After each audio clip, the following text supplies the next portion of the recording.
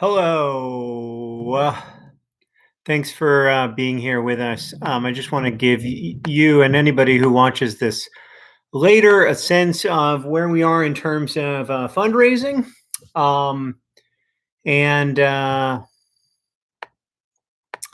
and what's going on with the Maternal Center of Excellence, our project with Partners in Health, where we see the future of this project moving forward, answer any questions that you might have. But mostly it's to give you the lay of the land, I guess, for lack of a better term.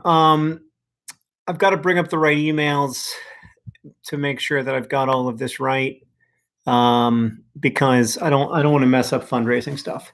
I'm going to take my beautiful vision board, which I worked so hard on for, I don't know, like 12 minutes this morning, and erase it so that we can have the vision of the MCOE. First off, thank you very much to everybody who has donated to this project. But also thank you to everybody who hasn't donated to this project. This is something that Hank and I don't talk about enough, but the majority of people who are part of Nerdfighteria can't afford to donate to projects like this one. And I gotta find my Diet Dr. Pepper. Oh no. Oh, it's behind. It was hiding behind the grate. The majority of people who watch these videos can't afford to donate to this project, and I think sometimes those people feel like they aren't doing their part or something.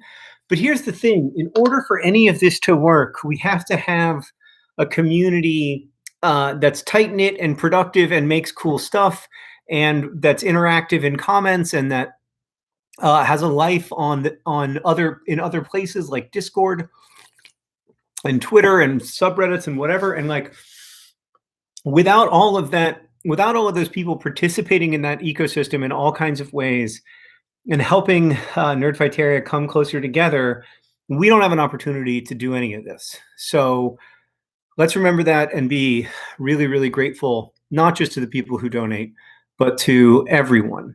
So thank you. Again, if you're able to participate financially, and also if you are not. So the long and short of this is that we have to raise $25 million over 5 years. That's through fiscal year 2024. Getting into how fiscal years work is not interesting to me, and I'm also not very good at it. But let's just think of it as we announced this project in 2019. In 2020, we met the goal that we needed to meet in order to break ground. In 2021, the beginnings of the Maternal Center of Excellence are happening.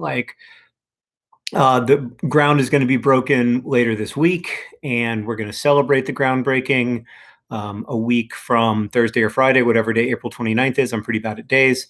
And then the process of building the Maternal Center of Excellence will be a 2-year process. And so we'll be looking at April of 2023 for it to be fully open. Now, before it's fully operational, it'll still be helping patients and serving patients, because things will come online in batches. A much better blood bank will come online before the MCOE is complete. That better blood bank will be a game changer, because right now that's a huge limiting factor in who gets surgeries and what kind of surgeries are available.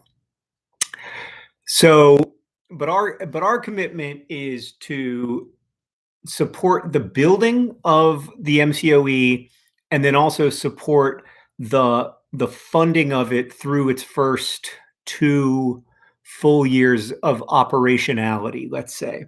And that's the $25 million commitment. After that, a lot of things could happen. I don't know what's going to happen. It could be that there are big partners who come in and are willing and excited to fund something that's already successful. That's certainly something that you see in this world. It could be that over time the government is able to take over more. I mean, the government is already deeply involved in every aspect of this, but including funding. But it could be that over time the government is able to take over more of the funding of the MCOE. It could be that we remain a big part of it. I want um, I think we need to be flexible, and I think we need to be open-minded, and most of all, I think we need to listen. Like, I think we need to listen to our colleagues in Sierra Leone, and we need to listen to what people in Kono are telling us and are telling them about what is needed to strengthen the healthcare system. And so, I don't want to go at this from the perspective of people in rich communities having a set of goals for poor communities. Instead, I want it to be a really open dialogue where we learn from each other and we share expertises. And certainly, almost everyone living in Kono knows more about how to work within very fragile healthcare systems than I ever will. So yeah, so there's that. That's so in terms of like what's going to happen after this, I don't know is the short answer, but I am not um I do not think that the MCOE is the be all end all of strengthening the healthcare system in Sierra Leone. I think that the other thing that is really kind of obviously lacking is good primary healthcare. So there's one amazing primary healthcare clinic where any of us would be lucky to go and we'd get great care, called the Well Body Clinic. And then there are other clinics that are being supported, starting to be supported by PIH as PIH is able to grow their work in Kono, but that some of which are just unacceptable. I mean, just there's not much there. There's not much reason to trust the healthcare system because there's not much healthcare. So, so when I look at the future and when I've in the conversations that I've had so far with people, the next step would be a really good primary healthcare that then, knows, feels comfortable and confident in knowing that they can refer complex cases to Koidu Government Hospital and get excellent care, get excellent maternal care and child care, obviously, but also just get excellent care in general. I'm saying all of this because I'm about to say where we are financially, and I want to be clear that like we've talked about this $25 million number over and over and over again as the goal for this 5-year project. I certainly did not anticipate that we would be as close to it as we are after 2 years, or on pace to being as close to it as we are. But I also don't want to stop. I don't want to.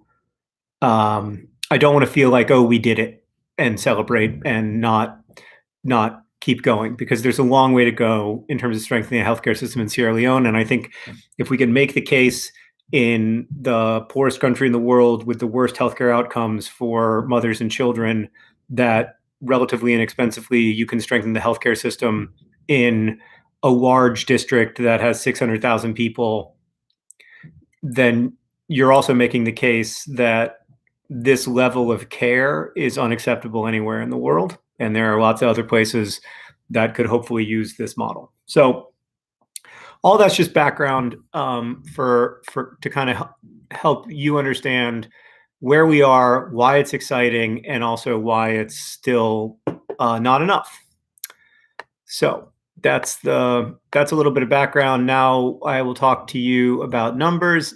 I mean, obviously this is like a semi-public thing, but nonetheless, like don't share this outside of Nerdfighteria, if that makes sense. Like I kind of trust y'all to understand where the line is there. But I'll just give you so some of this is so the numbers are weird, and they've always been weird because they are a mix of projections and money that's in the bank.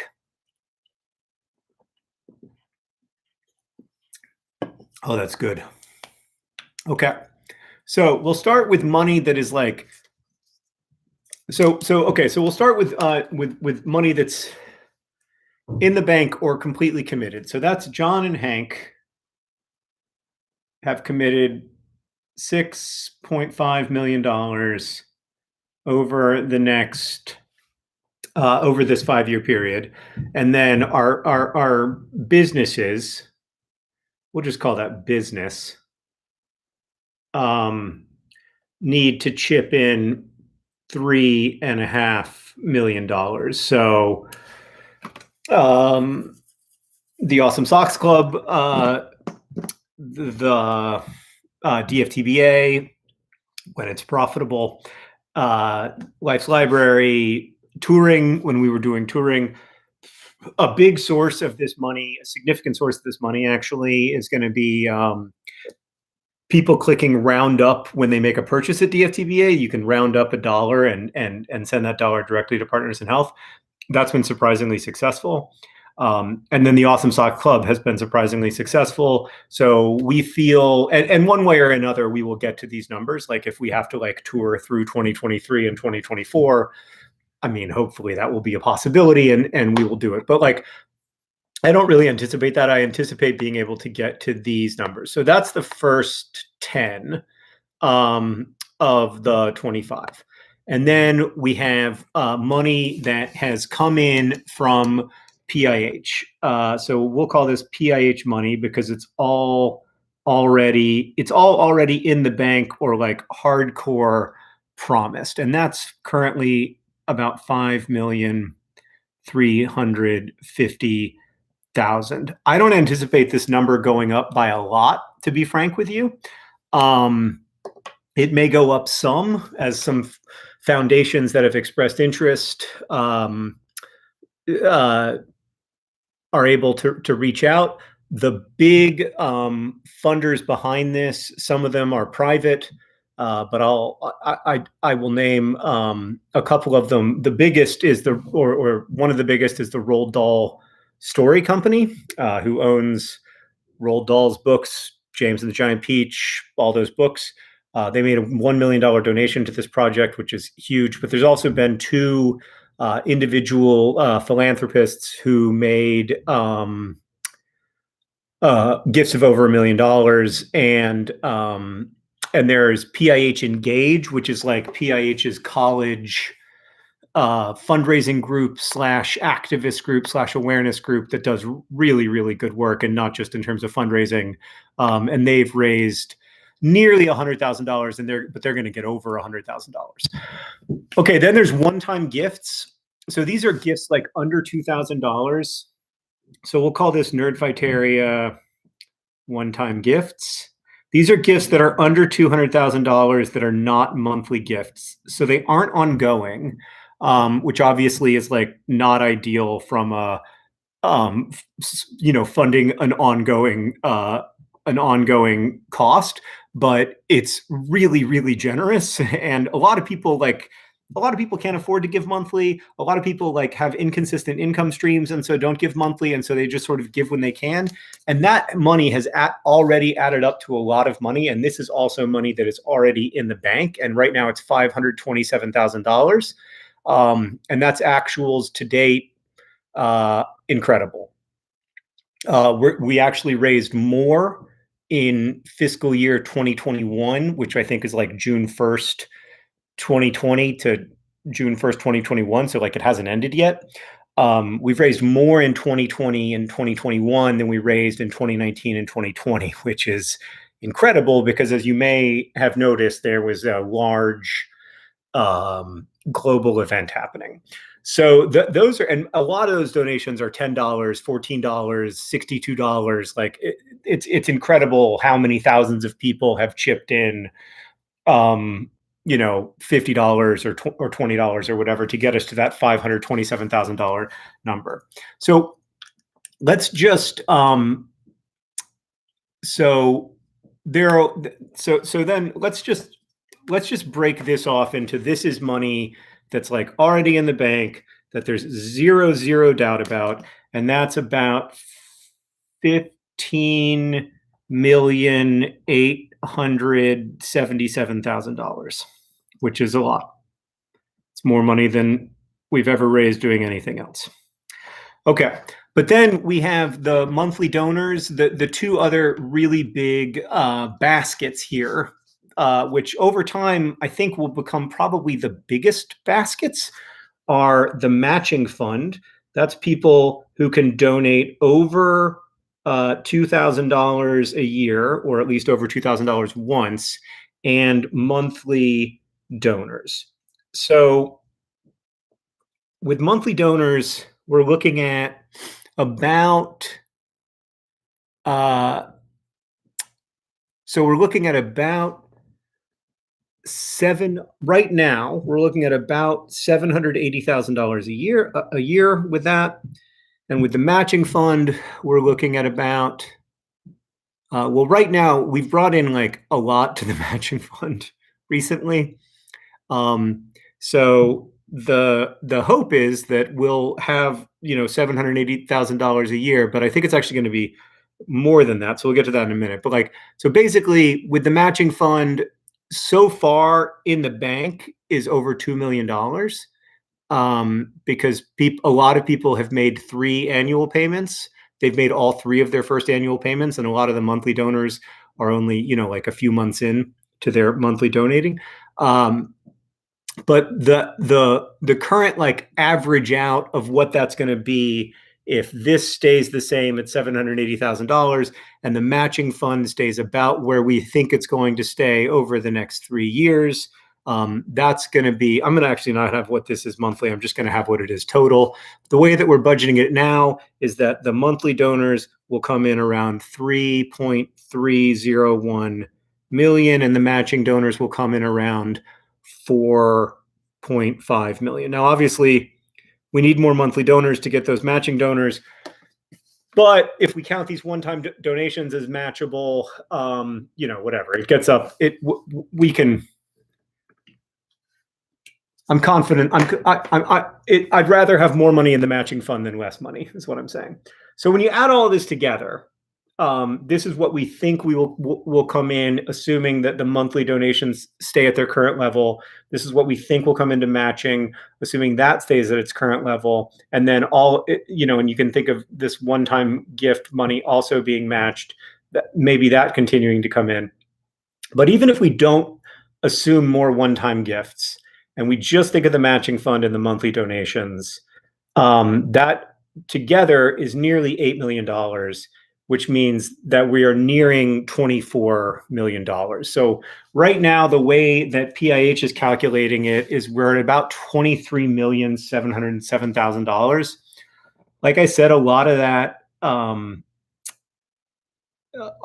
of that is projection, right? Because if you look at how much money is actually in the bank, it's about $4 million less than that. But we're confident that those monthly donations will continue to come in. We haven't seen any sort of hint that they're dropping off. In fact, they've grown. And the same with the matching fund. The matching fund has grown. And so with those projections, we're getting close to where we need to be in terms of being able to say to Partners in Health, we raised 20, certainly we didn't do it alone. I mean, Partners in Health has brought in over $5 million from their own donors, but like we have gotten to this $25 million number together. And over this 5-year period, we will be able to commit $25 million, which means that the MCOE will be built and will be maintained for its first couple of years of operation, as things ramp up and more people begin to utilize the healthcare system. So that's it. I mean, we're not there. Like we're not there. Like by this, even by by this projection, we're $1.3 million short. But that's which is a lot of money, obviously. Like I can't like write a check to solve that problem, but I think that we can get there as a community, because not least because we have like theoretically, we have like 2.5 years to raise this money. Again, we have to like keep our current donors at their current levels in order to raise this money, but I feel like we can do it. So then the question becomes like almost one of like scale and like how ambitious we want to be. And this is part of why I wanted to have this conversation with you. So, I mean, the big thing to understand is that we're gonna, we are very likely going to get to this $25 million number, and we can probably get there. I mean, I think we can probably get there this year. I think, which I, I I never would have imagined when we started this. I mean, some of you will remember that, like, right when I came back from Sierra Leone, I had a series of meetings with people in Nerdfighteria where I was like trying to sort of like gauge support, trying to understand what messages were resonating with people, trying to understand like where the values of our community and the scope of the problem connected. And in those conversations, I was thinking that maybe we could be responsible for, like maybe the community could be responsible for 5 of the 25, and now it seems like the community is going to be responsible for 10 of the 25, which is just incredible. It's incredible. We're not even a very big YouTube community. You know what I mean? Like we are like it's a lot of people, but it's also not. Um, so it's just an amazing display of solidarity, and I am overwhelmed by it. So so that's where we are in terms of fundraising, and I want to continue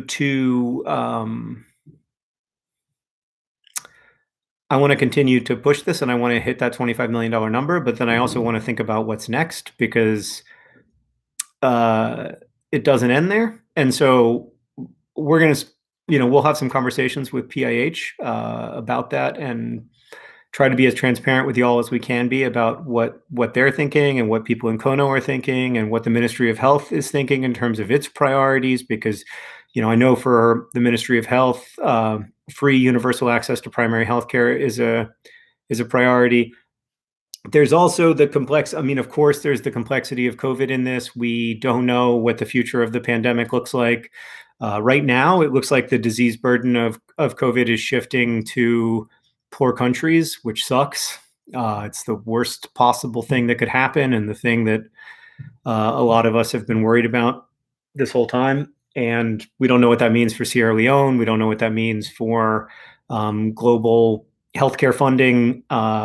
We know that the last time there was a disease pandemic in Sierra Leone, it was catastrophic for maternal mortality and catastrophic for child mortality, not because pregnant women and children were dying so disproportionately of Ebola, but because the healthcare system failed. And when that happened, a lot of women died in childbirth at home, and a lot of kids died of preventable illnesses because the healthcare system wasn't working. So, there's a ton of variables. There's a lot of unknowns. Sierra Leone is a very poor country. Every poor country has fragile systems. It's not easy. But I do also want to be ambitious. This cannot wait. This is an emergency, and I don't want to pretend otherwise. I don't want to I don't want to do that thing. I'm worried. I'm very to be transparent. I'm worried about doing that thing where like a group of funders like celebrates a big win when it's really like the first mile of the marathon, right? Like, yes, the money is a big win, but like buildings got to get built. Like, it's got to get staffed. Accreditation, it's endless. There's a lot to go. Like, this is not mile 26, this is mile 1. And so part of it too is that we need to find ways to like stay engaged as a community and keep the community engaged as we throughout this process of the building of the MCOE, and fundraising is part of that. And so I want to be fundraising toward big goals. Allison in comments had a good point, which is that like I think she said that I'm excited for it to cost more, because that means that more people are using it, which is a great point. So right now, only about the healthcare utilization, which is calculated in complex ways, but is only about 30% of what folks in Kono think it will be when the healthcare system is stronger. Because people don't, like people have good reason not to trust the healthcare system. And frankly, they have good reason not to trust NGOs because a lot of NGOs have come in and half built things and left. Um, so I think that as faith in the system strengthens and as people are getting good outcomes, we're starting to see this already actually at Koidu Government Hospital because now people are getting much better. KGH is getting much better outcomes when it comes to women with complex pregnancies and also babies who are born early or who are born in distress. And because of those better outcomes, more people are using the hospital, and that will continue. And so, more hospital utilization also means like the hospital becomes more expensive to run, requires more staff, requires more stuff, requires more medicine, and it may even require more space. And so, um, I don't think there's going to be a shortage of things to fund. Is the long and short of it. The conversation I want to have with y'all and with PIH, and maybe it would be good to have that conversation in some sort of semi-unlisted way with PIH talking directly to you about their priorities, because I think otherwise, like, it ends up coming through me, and it's a little bit like a game of telephone sometimes. But what I don't want to do is rest on our laurels or pretend that we did it, read it, we did it. That's not the story here. The story here is that, like, people were more generous than we imagined, and as a result, we have a bigger opportunity than we imagined. So that's the way that I'm trying to think about it, and I hope that makes some sense. And I'm happy to answer questions. I have not seen any other questions. Okay. Because not because you haven't written them, but because I haven't been reading the comments. So, can PIH take over half finished projects? That's not a dumb idea, and that does happen sometimes. Like, in fact, I think some of the MCOE buildings are at least like on foundations of abandoned projects, and the mental hospital is a really good example of that at Kesey Psychiatric Hospital, in the sense that, like, NGOs came in and, like, uh, offered the wrong kinds of generators and all this other stuff, and PIH was able to use some of that stuff. But yeah, I mean, look, no NGO is perfect, and that's another thing that we've got to be really careful about, and be transparent about, and be honest about, that, like, PIH is going to have hard times. They're going to make missteps, just like any other group of people will. I mean, they're not fundamentally different from any of the rest of us, right? Like, they're really careful, really thoughtful, very tuned in, I think, to the risks that are inherent to philanthropy, but they're not perfect, just like none of us are.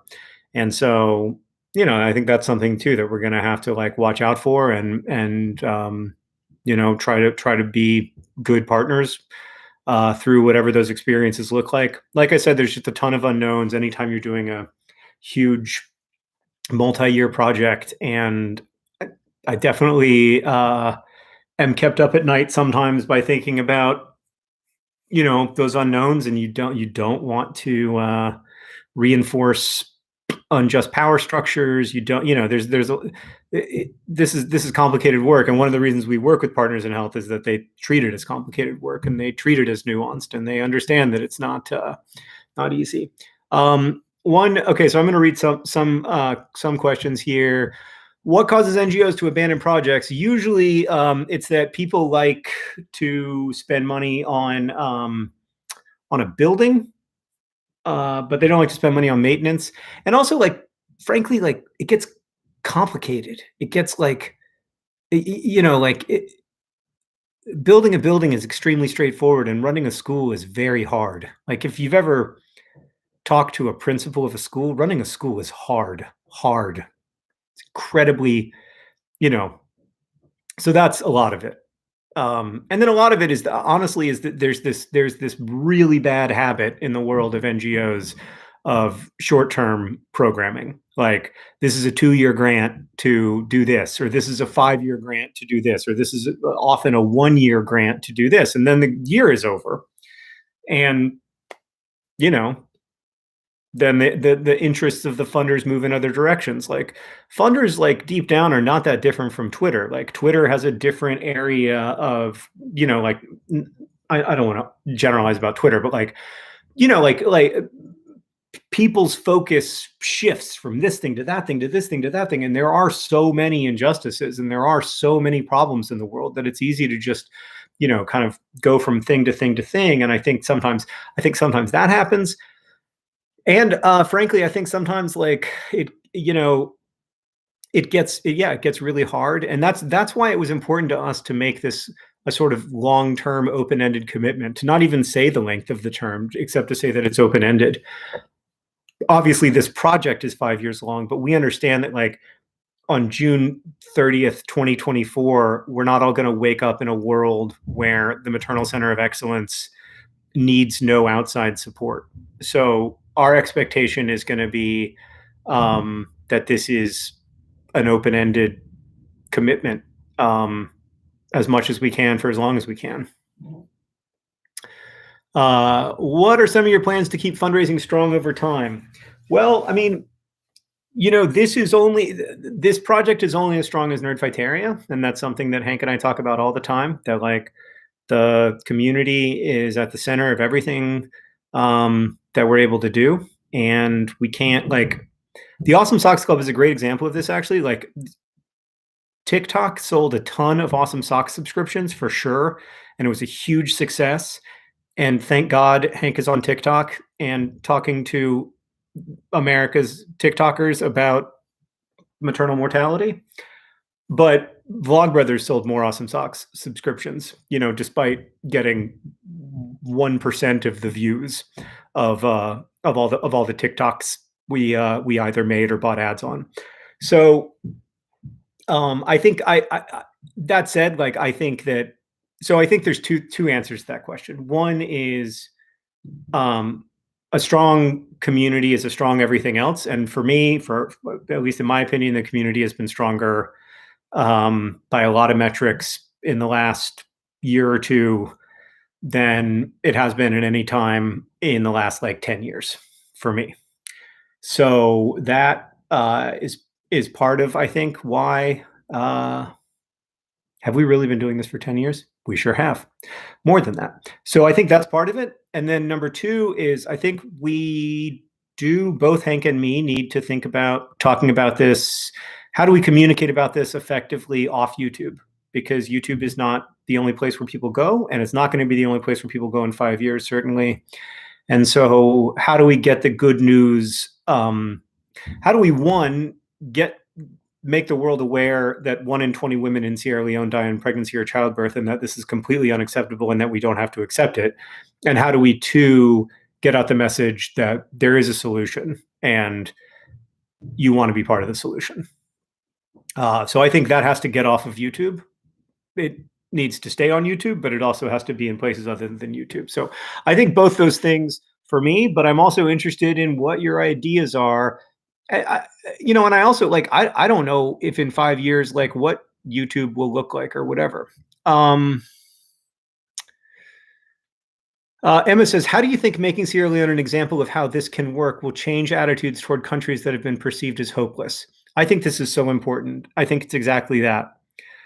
We, especially in the rich world, I think that we have this sort of way out of dealing with, or this way out of empathizing with problems in impoverished communities by saying, well, it's just all going to get eaten up by corruption, or, well, it's not like you can, like, build a hospital and solve all of the community's problems. Poverty is still going to be rampant. There's going to be unemployment. There's, going to be inadequate educational opportunities. And all of that is true. All of that, it's not true that it's all going to get eaten up by corruption, but the rest of it is true. There is still going to be poverty. There are still inadequate educational opportunities. There are still huge structural systemic problems.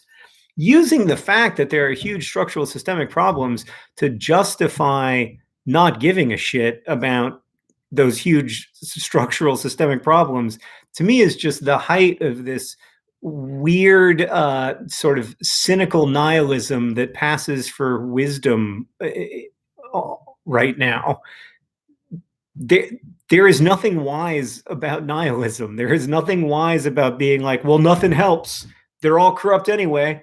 No, they're not, and lots of things help. Like that imagines that there was this kind of like stasis in impoverished communities for the last, I don't know what, like 400 years. But no, like the reason that these places are impoverished is because of historical and social forces. It's not because of like geography. It's not because of culture. It's because of colonialism, and because Sierra Leone was the epicenter of the Atlantic slave trade, and it's because of civil war, and it's because of having an economy that's based on a single resource, and it's because of not having had good schools and not having had good healthcare systems. And when you strengthen those systems, things get better. Like they do. They get better everywhere. And so my hope is that by going to, one of the reasons we wanted, when we were talking to PIH at the very beginning, one of the reasons that they were saying to us that, they would like us to look at Sierra Leone was precisely because people said, well, you can't do it in Sierra Leone. It's too hard. It's too complicated. It's too poor. It's too this. It's too that. Like, and I think that if we can make that case that this is, if we can make the case that this is in fact not necessary in Kono, which is the most impoverished place in Sierra Leone, despite also being the richest place in Sierra Leone, because it's the epicenter of a tremendously wealthy diamond mining trade that just doesn't happen to enrich any of the people who actually live in the community. If we can make that case, I think it does take away an excuse. And so that is really important to me. I am super fed up with the idea that both the idea like I didn't cause these problems and so it's not my job to solve them, which is bullshit, and the idea that there's nothing we can do, so we shouldn't bother. I'm fed up with that. I'm fed up with it when it like comes to everything. It just drives me. It makes me super annoyed. So that is what what I'm hoping, is that we can say like, look, go strengthen healthcare systems. Like say not just to big like institutional funders, like say to USAID, like you don't want novel diseases emerging and shutting down the world. Go to the places where novel diseases emerge. The novel diseases don't emerge in West Africa because of geography. They emerge in West Africa because of horrible, inadequate healthcare systems, inadequate alert systems, inadequate ability to identify novel diseases before they begin to spread widely. And so if we want to live in a world without that, like we have to live in a world where everybody has access to primary healthcare and where everybody has access to good enough testing to know when stuff is emerging. And unfortunately, that wasn't the case in Wuhan, and it wasn't the case in 2014 with Ebola in Liberia and Guinea and Sierra Leone. So my hope is that, yeah, we'll be able to say to because like, governments have more money than Bill Gates. They have certainly more money than Nerdfighteria. They have, an order of magnitude more money than Bill Gates. And so hopefully we'll be, if we can make this case that this works and that it's efficient, then we can also make the case that we don't need to live in a world where this stuff happens. Okay. Sorry, that was a little bit of a rant. Okay. Emma is concerned that it will get dismissed as a fluke, which I'm definitely concerned about. And I'm also concerned that people will be like, well, you spent all this money, for a healthcare system that treats 600,000 people. But like, we spend way, way, way, way, way more money for a healthcare system that treats 600,000 people in Columbus, Ohio. And nobody's like, oh, it's such an inefficient use of funds. Like, no, it's not. It's not. Like, having primary health care and access to hospital care and having compound fractures not be fatal is not a bad use of money. So Heather says, "Do you think this project is strengthening our community?" Yes. So this is a very important thing that like it goes both ways. Like this is true for all really good, productive um, projects. I think like it the benefit goes both ways, and like we learn together. Like I don't know about you, but I feel like I've learned so much about how global health systems work, and why certain countries end up poor and why certain countries end up with fragile systems than I knew 5 years ago. And I've benefited a lot from that knowledge. Like it's helped me to you know, live in the world with a better understanding of my place in it, and what our species, is really about. So yeah, and I hope that it like also like brings together our community. I mean, this is, like the Nerdfighteria is not like the strength of Nerdfighteria has always been project based, even on January 3rd, 2007. So the stronger the feeling of connectedness in the community, the stronger the feeling of like working together on stuff that's interesting and important with people you care about, the better it is for these projects, but also like the better it is for the community as a whole. So yeah, uh, we get a big benefit from it, certainly. And I think sometimes I worry that Hank and I experience most of that benefit, but I try not to. Yeah, I don't know, but yeah, I try to pay it out as best I can. Um, okay, I'm looking for question marks. I don't actually know how on this fancy new computer that doesn't do a good job. Where is Nerdfighteria's resident mathematician Daniel Biss? Untapped Inkwell. Do you know the answer to that? That he's the mayor of Evanston, Illinois? It's true. It's true. What are some of the key things we should remember when explaining this project to potential supporters? That's a great question. I think. I mean, I think I I think a lot of it is anticipating people's concerns. People want to be generous, but they also really don't want to like give money to something that might make the world worse. And I get that. I mean, ironically, like we all give money to stuff that makes the world worse every single day,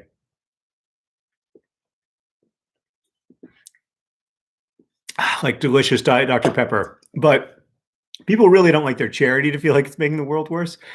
And so I think that's one of the reasons why people are so concerned about corruption. I mean, some of it is like corruption is an easy way to not have to deal with the reality that, hundreds of millions of people live in absolute poverty. But yeah, so I try to look at that. But here's what I say when I talk to people, and like I don't think I'm a genius development officer or whatever. It's another thing that I've learned in the last couple of years is that I'm not a genius development officer. But what I say to people is there's a huge problem, and Partners in Health and the Sierra Leonean government are truly committed to solving the problem. And the thing that's making it impossible for them to solve the problem is money. And that's true, I think. I think if tomorrow uh, PIH Sierra Leone had a budget of $500 million over the next 5 years, the healthcare system in all of Sierra Leone would radically transform. And so there are a lot of things that are wrong with the world where money is not the only uh, money is not the only solution. Like there's a lot of problems you can't throw money at and solve them. And I don't think you can totally solve healthcare system problems by throwing money at it. But like this particular system, the same is true in lots of other countries. The same is true in Liberia. The same is true in DRC. This particular system is just so underfunded. we're talking about a healthcare system where if the government spends the same percentage of their GDP on healthcare that the US spends on healthcare, then Sierra Leone has $48 per person per year to spend on healthcare. The system is so massively underfunded, right? Like that's 1%, maybe 1% of what you would need to have a reasonably good healthcare system. So the system is so underfunded that funding can have an outsized impact.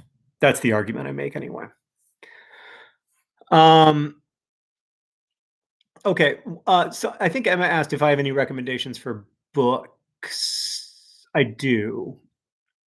I do. And I think Untapped Inkwell also linked to the one sheet, and I think the one sheet is super good. I showed it to my in-laws, um, and it was good. So I'm using the one sheet. I hope you are too. But as far as books I recommend, it's kind of a textbook, and unfortunately, it's like $60, which I'm kind of annoyed about. But I don't know. It's very expensive, but it's called An Introduction to Global Health Delivery. It's by Dr. Joya Mukherjee, who is Partners in Health's medical director or chief medical officer, I think.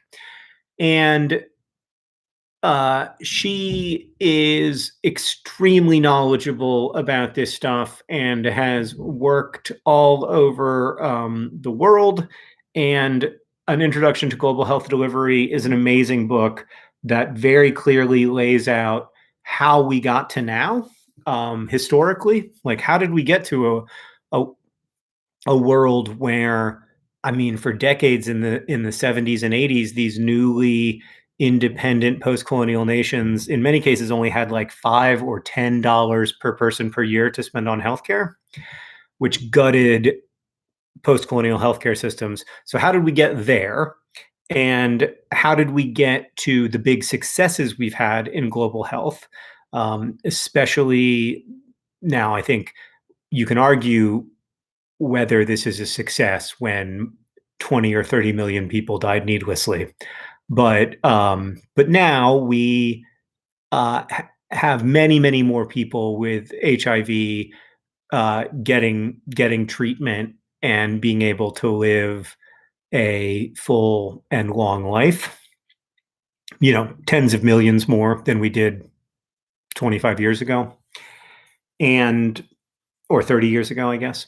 And how did we get how did we get to have the successes that we have, and then how do healthcare systems in impoverished countries work? How might they work better? Where do they work well? Where can we learn from how healthcare systems in impoverished countries use limited resources really well, and where can they learn from other kinds of healthcare systems? It's just a really good book, and it's also very readable because like a lot of them are pretty dense, like a lot of global health books are pretty, you gotta, and if you're an academic reader, that's great. But like, I'm kind of not. So that's my favorite one.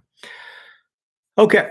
So, I have to go soon. But it's true, you can join Life's Library if you want book recs from me on every possible topic, except we're not doing An Introduction to Global Health Delivery because we can't afford to buy 5,000 of them.